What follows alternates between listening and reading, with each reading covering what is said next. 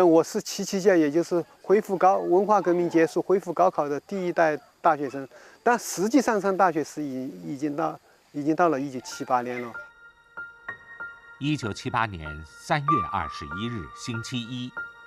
这一天有27万新生在明媚的阳光里踏入大学校门。在新生中，小的只有16、17岁，大的已是人到中年。但在他们的眼光中都充满着希望与欣喜。对许多人来说，他们已经等待了整整10年的青春岁月。文化革命，因为我一直没有丢书本，我觉得在知识准备上是非常自信的。那时候考研究生确实也，我觉得出的题也非常简单，我觉得好像好几个门类随便挑一个都可以考上，有这么一个感觉。当初我曾经考虑过考余光远的研究生，如果考余光远的研究生走的道路就是像周舵这种道路了，因为觉得实际上跟中国的政治更近一些，也有一定的可能去参与到中国的现实的政治变革里面去，有这种想法。最后没有做呢，我觉得自己学了那么多哲学知识，我觉得中国的根本变革除了这种政策层面上的改变、策略上的战略目标上的改变以外，我当初最在乎的是中国根本思想上的变化。因为我自己文化革命后期看了大量书，对马克思列宁主义对中国的危害，我觉得是也想的比较深，更比较透。我觉得马克思主义真是一个害人不浅的东西。我中国人最重要的、最根本的问题、最深刻的问题是要抛弃中国那套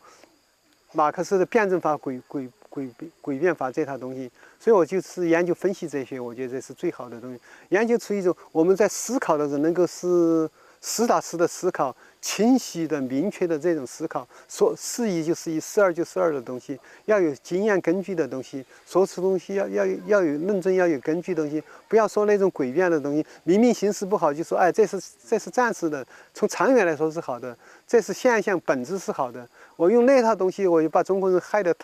思想方法上我太看重这一点了，把人害人不浅，所以我就是研究分析这些，我自己报的目的并不是纯粹研究西方从罗素到维特根斯坦这一套东西，而是研究的是改变中国人从根本上改变中国人的思维方式这一点着手。所以我自己的选择是跟中国一个大的目标联系在一起的，所以我后来就没有考余光远的研究生，我就研究现代西方哲学。我觉得现代西方哲学中间最先进的思想武器应该引进到中国来，才是救中国的最根本的救治之道。现在看起来未见得高明，但是当初就是这么想的。但是我现在我对我自己要进行反思，这是不是最重要的或者是最根本的东西？我现在也表示怀疑。但是至少我觉得当初那种思考的方向还是挺有道理的。就是从根本上改变中国人的思维习惯，提倡一种理性的经验，重视经验、重视证据的这种，提倡理性的这种思考方式。我觉得这一点至今完全没有过时。中国的意识形态领导者或者是这种专家，跟苏联相比还是不一样。苏联人我觉得更敏感得多。如果苏联人如果要谈罗素，他就知道你有动摇马克思主义这种形式，他就能够。中国实际上，中国那中宣部的人实际上是非常愚昧跟非常蠢的。我举一个例子，当初中宣部开的名单里面，反对资产阶级人道主义开的禁书里面，第一本是休谟的《人性论》。其实《人性论》是一本研究认识论的一本纯粹的哲学著作。他就看名字《人性论》，他就理解成是另外一个意思，完全没有人道主义这种意思。我说这话的意思就是，中国中宣部内心世界是非常愚昧跟很愚蠢的。像我在中国谈分析这些，谈了那么久，完全是畅通无阻的，一粒绿灯，从来没有遇到过问题。我觉得原因之一就是他们实际也不懂这些东西，对他们来说太冷僻跟太高深了一点。所以我觉得我谈这些东西的时候，还没有在中国形成受压制的对象吧。我觉得我这种研究还是挺顺利的，想发表什么东西。我因为自豪的是，在中国学术界里的东西，我写了那么多无数的学术论文，我从来没有用马克思主义批判过资产阶级的反动学术思想。我觉得很多人都是，包括很多非常著名的、德高望重的哲学家都必须做这件事情。我从来没有做过，但是这一点从来没有影响我发表我的这种纯粹学术的论文。这一点呢，也是那种题目，表面上看起来是一个很冷僻的题目，而且这些主管意识形态官员的这种思想也是文化水平也太低，他不知道你在说什么东西。我记得我是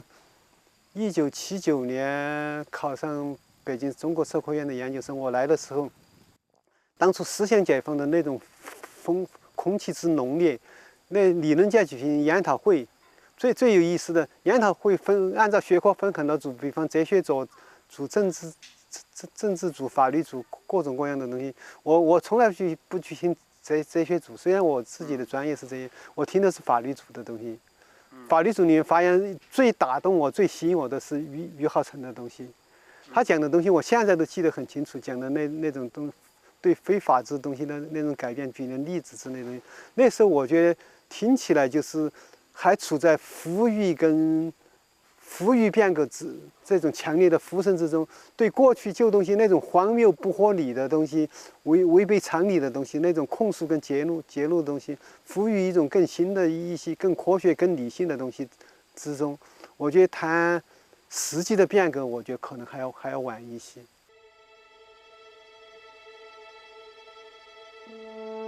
此时，在北京北郊，中央党校内部刊物《理论动态》的编辑们正在酝酿一篇叫“实践是检验真理的唯一标准”的文章。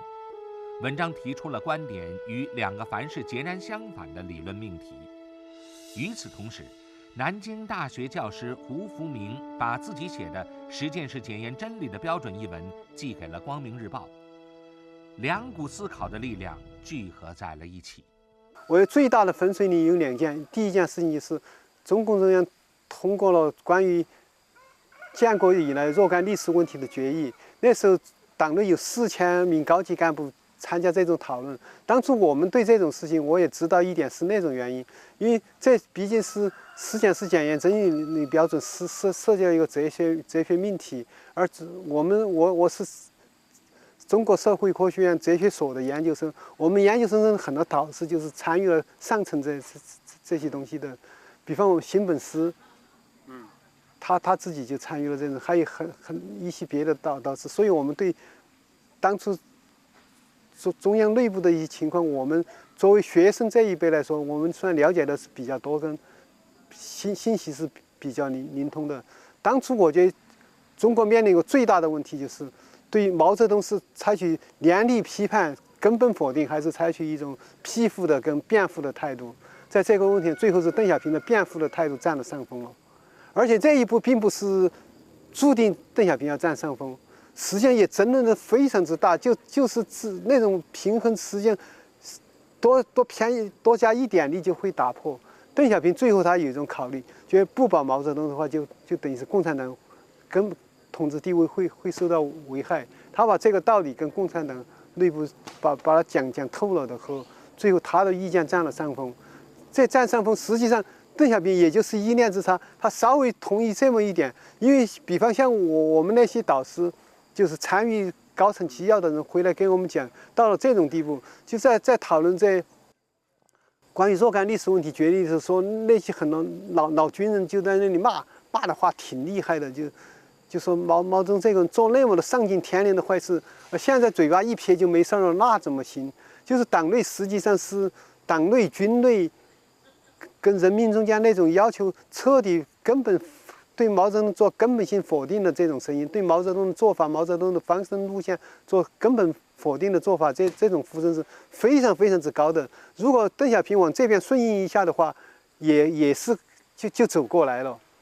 也不会就是好像那么一子天下就会大乱，就控制不住局势，共产党天下就没有了。我觉得根本不是这种局势，那种力量是非常大，甚至是超过这种保毛泽东的这种力量。但是邓小平最后就选择了那一点，当然他有他的考虑了，这是一个问题。另外一个问题就是理论误区会，那时候那种对中国进行最根本的意识形态根本根本政策跟根本制度改革的呼声是非常之高的，而且说的是非常之彻底的，对文化革命前那套东西基础的东西的否定是非常之彻底的。类似像王若水啊、俞浩成啊，或者是党内很多高级干部，实际上那发出的声音都是非常坚决跟非常强烈的，但是也就差那么一丁点，那种力量的平衡一旦被打破，往那边走就往那边走了。我觉得那是一个分水岭。其实80年代初的时候，中国想活出去的问题，活去活从往哪一条道路走，是走宪政民主道路，还是走毛泽东的老路？这一点实际上是选择的余地是很大的，但是可惜中国总是选择是对最不幸的道路在走。解放思想，开动脑筋，实事求是，团结一致向前看。只有思想解放了，我们才能正确地以马列主义、毛泽东思想为指导，解决过去遗留的问题，解决新出现的一系列问题。如果邓小平当时顺从党性、军心、民心的话，对毛泽东进行更尖锐的批判跟更彻底的否认，我觉得邓小平在中国历史上地位会更高一些。我历史对他评价会要高得多。他没走这一步，实际上他的整个局限性，他的整个器具之小，就狭窄在共产党的江山要保住。他想的这个问题，我整个历史潮流中国怎么顺应历史潮流，走一条人类文明的康庄大道，这一点我觉得在他心目中占的比例要太小了一点。其实他本身也还是想追求一个不朽的功名，追求一种伟大，看得出来。比方美国的杂志把他当成封面人物，他还是挺得意跟挺高兴的。实际上他很看重这些东西，他追求这些东西，甚至我们从后期能看出来，他跟戈尔巴乔夫之间有一个比戈尔巴乔夫在西方受到热烈追捧的时候，他心里其实也不是滋味儿，他实际上也想盖过戈尔巴乔夫，也想超越这一点。他这种像这方面倾斜的这种动机，我觉得也是很明显的，而且我们都能够感觉到、能够看出来的。但最后觉得保共产党江山这一点占的权重对他来说太大了一些。实际上，如果我认识他，我劝他的话，我觉得往那边走，实际上更成功、更伟大、更好。对你个人追求个人的功名来千秋功业来说，也是一个更好的东西。实际上，我觉得他当然这是属于他根本的本性，但是他在计算这种利害得失的时候，我觉得也没有看到一些最本质更重要的力量。邓小平他是一个本质上是一个实用主义者，他对中国改革开放，他肯定不是像我们很多人想象那样拥抱了一个人类的普世价值，他肯定不是基于这一点出发的，还是基于共产党的统治这一点出发。他始终我觉得出发点跟归属都是这一点，要维护共产党的统治。只不过他觉得像毛泽东那样搞文化革命那种倒行逆施，把生产搞得一塌糊涂，把国际关系搞得是四面楚歌，到处为敌，这种东西不行。他要找一条明智的道路来维持共产党的统治，选择了一种发展生产东西。因为他说他总知道一点，如果贫穷跟社会主义联系在一起的话，这种社会主义最终是没有人拥护的。他把这种粗浅的道理看清楚，也算是他的高明之处了。但是他也仅仅就局限在这一个方面，更深刻的道理他是没有的。我们也不从他的言论跟行动来说，也不可能期望他有更高明的一些看法。当然，他有这种看法也不错。因为搞好经济，让人们过一种比较富足的生活，毕竟也比过那种文化革命那种穷日子，毕竟还是要进步一些。在这一点上呢，我觉得他还是有一些经验跟常识性的东西，还是有一点。这就是他比其他文革派的极左派的代表人物要高明一点的，值得赞同的一些东西。但是他这种东西是非常有局限性的。影剧院焕发新的生机，一大批过去被称为毒草的电影、戏曲、音乐陆续解禁，人们目不暇接。这些久违的艺术作品，仿佛一朵朵重新绽放的鲜花，唤起了人们对美好事物的向往。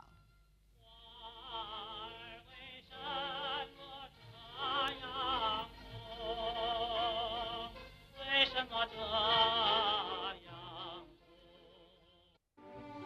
百废待兴，人们建设社会主义的热情重新高涨。从1976年10月开始，逐渐恢复元气的中国进入了新一轮的建设当中。在人们眼中，一切都刚刚开始，一切都重新美好起来。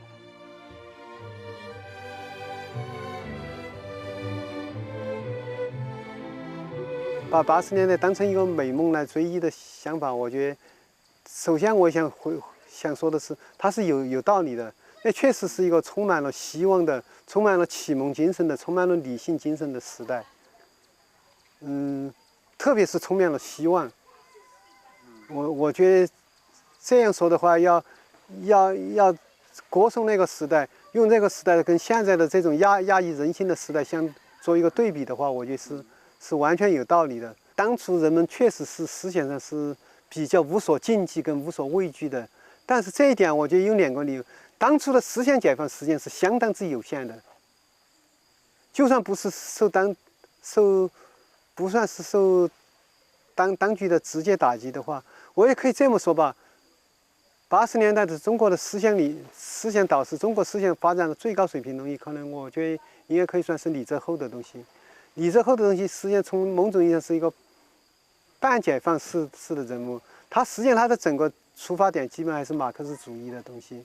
只不过他用一些西方新的时髦东西来补充进来，他想搞成一个更加人性化的、更加有道理的、更加讲道理的马克思主义的东西，更加适应现代社会的这种人的尊严式的东西。所以我想说的东西实际上是什么意思呢？我想说的是，当初中国社会的、中国知识界的、中国理论界的整体水平就那么高。所以大家感到自由跟感到没有受压制，就是他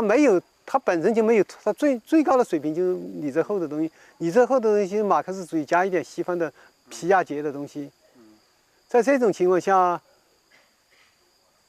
真正是厉害的东西一冒头，那还是不行。比方魏晋生提5个现代化，那马上就不行了。我觉得这种东西真正要衡量中国当初思想是不是很自由，是不是真正解放的，是不是真正启蒙占了上风的东西，应该看魏晋生的东西，他的命运跟下场，我觉得这最说明问题。但人们现在往往忘记这一点，大家觉得好像是可以为所欲为、畅所欲言。问题是你的为所欲为、畅所欲言，说的东西本身就是在跟党的东西。党的意识形态并不是非常冲突的情况下，就让你说你也只说到这个水平，所以你感到80年代是没有受压制，没有受压制是你想不出应该受压制的话。我这一点一般人也没看到，所以我觉得现在评价80年代，我觉得确实是一个不可追忆的美梦。这个道理基本基调，我觉得还是成立的。但是问题就出在2点，一点是忘记了那种压制的东西，清理精神污染跟反对资产阶级自由化的东西，就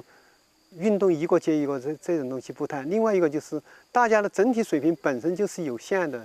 给了你不对你进行压制，你也就是那水平，也是从马克思主义基础上搞一点新花样，搞一点新变种出来。这种东西从现在更彻底的思想来看，我觉得应该给一个恰当的评价，我觉得才说得过去。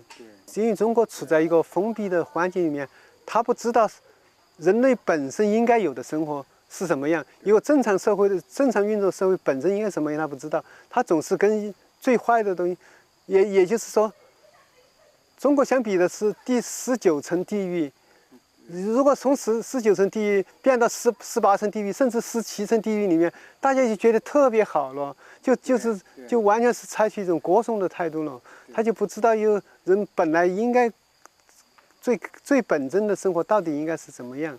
我觉得现在对80年代的歌颂也就出于这种意思。